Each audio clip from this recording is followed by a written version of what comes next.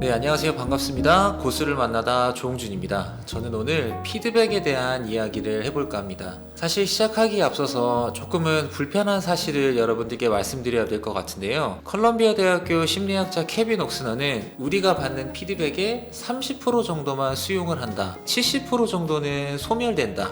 잊어버린다 라는 내용을 말했습니다. 얼마나 비효율적인 대화 방식인가요? 누군가는 피드백을 해주기 위해서 수많은 시간과 노력을 투자하고 불편함을 감수하면서 피드백을 해주는데 70%가 날아간다는 것입니다. 이렇기 때문에 특히나 요즘에 올바른 피드백을 갈구하고 있는 사람들이 더욱 늘어나는 것 같습니다. 피드백이라는 단어는 사실 아주 오래전부터 사용되어 왔었던 단어입니다.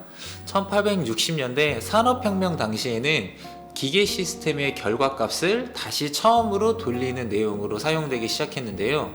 이때 당시에는 결과물을 처음의 시작점으로 환류시켜서 보다 효율적인 제조 프로세스를 만들어 나가는 단어로서 이용되어 왔습니다. 2차 대전 이후부터는 관리의 개념으로 피드백이라는 내용이 사용되기 시작했는데요.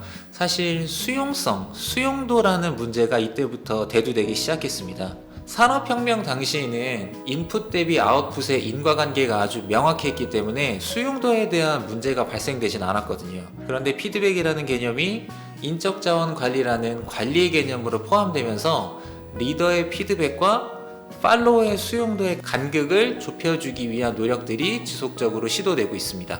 저는 지금부터 4가지 정도 피드백에 대한 질문과 답변을 드리면서 여러분들께 보다 자세하게 내용 설명을 드려보고자 합니다.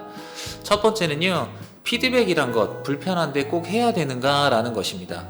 사람들은 위험 회피 본능이라는 성질이 있다고 합니다. 누군가 나와 다른 의견을 제시하거나 혹은 나와 다른 가치관을 보여줬을 때 이 상황을 피하고 싶고 그리고 위험하다라는 본능적인 느낌으로 위험 회피 본능이 발동된다고 합니다. 이런 이유로 믿고 맡긴다 라는 생각을 갖고 피드백을 아예 하지 않는다라는 리더분들도 계십니다. 그런데 피드백은 개선과 성장 그리고 발전을 위해서 반드시 필요한 시스템입니다. 특히 요즘처럼 의사소통을 아주 중요시하게 생각하고 그리고 개방적인 사고방식을 갖고 있는 구성원들에게는 회사를 선택하는 가장 중요한 기준 중에 하나가 올바른 피드백의 유무입니다. 조직 건강도 설문조사를 하거나 만족도 조사를 했을 때도 개선되었으면 하는 가장 큰 방향 중에 하나가 상사로부터 올바른 피드백을 받는 것이라고 합니다. 이 피드백은 해야 되는지 말아야 되는지에 대한 문제를 사실 넘어선 것 같고요. 피드백을 제대로 하는 기업이 얼마나 큰 차별성을 갖고 있고 얼마나 큰 매력도를 지니고 있는지를 보여주기 위한 아주 중요한 기준점이라는 생각이 듭니다. 두 번째 질문은요, 피드백은 주는 것인가 받는 것인가 라는 질문입니다. 여러분들 주변에서 발생되는 이 피드백의 현장을 한번 유심히 보시기 바랍니다. 리더는 자신의 생각과 권위를 보여주기 위한 발언을 마구 쏟아내고요. 그리고 수용자는 마치 자신의 잘못이 아니라는 방어전선을 펼치기에 급급합니다. 결과는 어떨까요? 네, 당연히 리더의 승리입니다. 리더는 자신의 생각에 대한 타당성, 논리가 아주 뛰어났다라고 하면서 회의실을 나갈 거고요. 반면에 남아있는 수용자는 어떨까요? 리더가 준 피드백을 내가 정말 개선하고 발전하는 방향으로 잘 받아들일 수 있을까요? 저는 그렇게 생각하진 않습니다. 처음에 말씀드렸던 것처럼 이미 70%는 벌써 날아가 버렸을 수도 있어요. 특히 요즘 같은 경우에는 피드백의 목적을 제대로 이해하지 못하고 진행되는 경우가 참 많은 것 같습니다.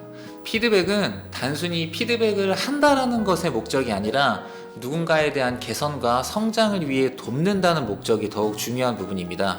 결국에는 좋은 피드백을 받아서 좋은 변화로 이어나갈 수 있도록 하는 게 최종 목적이 되는 것입니다. 세계적인 경영 컨설턴트 앤디 로스는 이런 얘기를 했습니다.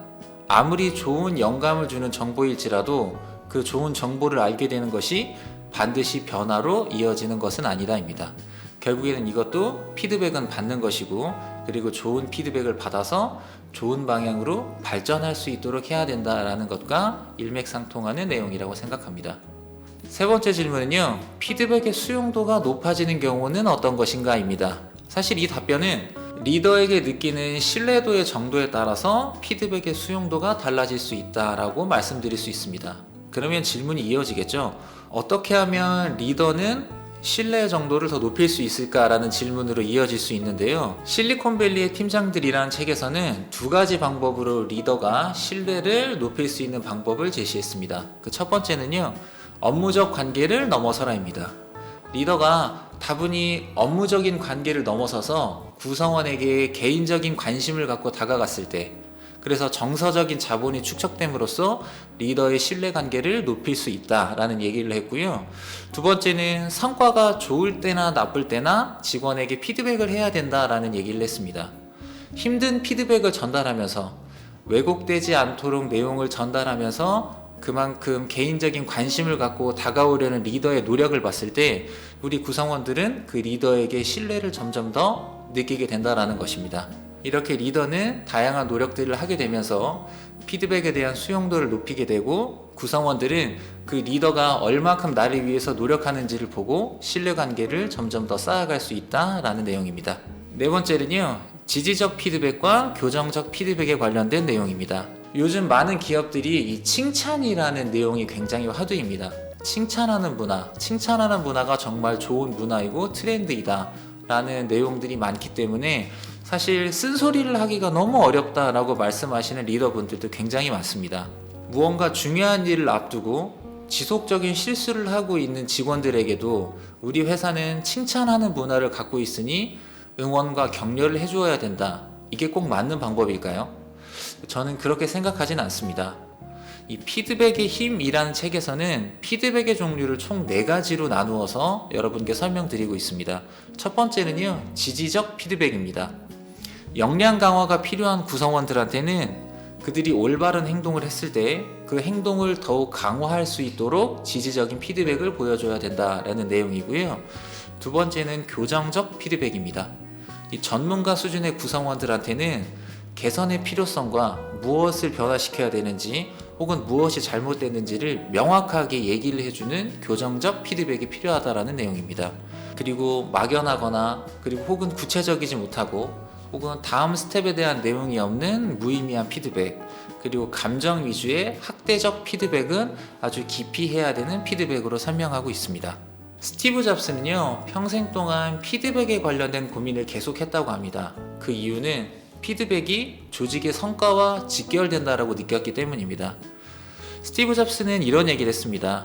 정말로 유능하고 의지할 만한 직원을 위해서 상사가 할 수 있는 가장 중요한 일은 그들이 무언가 잘못을 했을 때 명확하게 지적을 해주고 다시 정상 궤도로 올려놓아야 한다라는 내용입니다. 이 피드백은 정말 어려운 일입니다. 리더가 피드백을 해야 될 때는 누군가를 명확하게 알아야 되는 통찰력도 있어야 되고요. 그 일을 하고 있는 직원이 어떤 일을 하고 있는지에 대한 명확한 전문성도 갖고 있어야 됩니다. 혹은 피드백을 해주어야 되는 시기가 너무 늦거나 너무 이르지 않도록 시기적절성도 갖추어야 되고요. 오해하지 않도록 전달할 수 있는 뛰어난 소통 능력도 갖추고 있어야 됩니다. 이렇기 때문에 피드백은 사실 리더십의 종합판이다 라고 볼 수도 있습니다. 완벽한 리더는 없지만 모든 리더들은 열심히 노력해야 된다고 생각합니다. 리더의 피드백과 구성원의 수용도가 아주 절묘하게 맞아 들어가는 조직은 결국 성공할 수밖에 없다고 생각합니다. 이번 내용을 통해서 피드백에 대한 내용을 다시 한번 생각할 수 있는 시간이 되셨으면 좋겠습니다. 감사합니다.